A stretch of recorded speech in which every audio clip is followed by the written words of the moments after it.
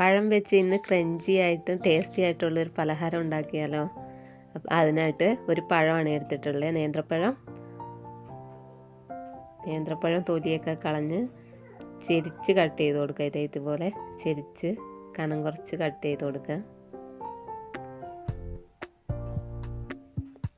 ഇത് എളുപ്പത്തിൽ തയ്യാറാക്കാൻ പറ്റുമേ, നല്ല ടേസ്റ്റുമാണ്, ക്രഞ്ചിയാണ്.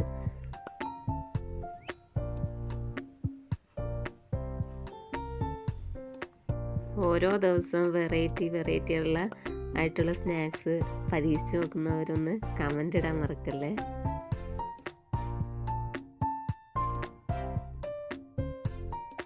ഇതാ ഈ ഒരു കണത്തിലാണ് കട്ട് ചെയ്തെടുക്കേണ്ടത്. അങ്ങനെ പഴം കട്ട് ചെയ്ത് മാറ്റി വെച്ചതിന് ശേഷം ഒരു മുട്ട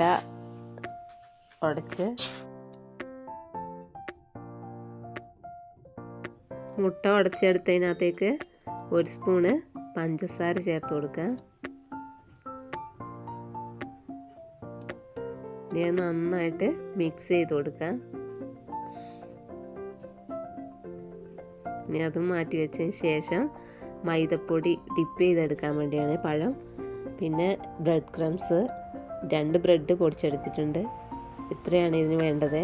ഇനി മൈദപ്പൊടിയിൽ ഓരോ പീസ് പഴവും ഇതുപോലെ കോട്ട് ചെയ്തെടുത്തതിന് ശേഷം മുട്ടയിൽ മുക്കി ബ്രെഡ് ക്രംസിലിട്ട്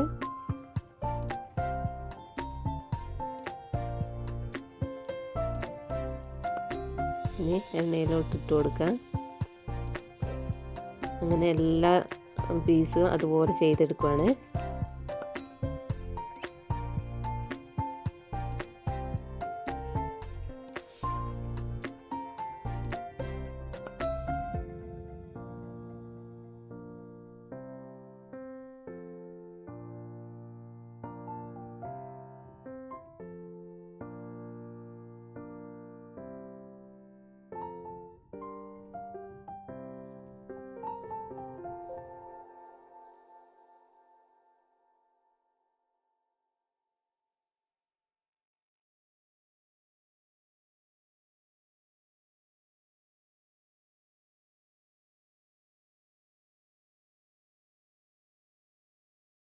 ലോ ഫ്ലെയിമിൽ വെച്ചാണ് കുക്ക് ചെയ്തെടുക്കേണ്ടത്, അല്ലെങ്കിൽ പെട്ടെന്ന് ബ്രെഡ് ക്രംസ് ആയതുകൊണ്ട് കരിഞ്ഞു പോകും. ലോ ഫ്ലെയിമിലാണ് ഞാൻ കുക്ക് ചെയ്തെടുക്കുന്നത്. അങ്ങനെ റെഡിയായി വന്നിട്ടുണ്ട്. ഇനി ഒരു പാത്രത്തിലോട്ട് മാറ്റാം.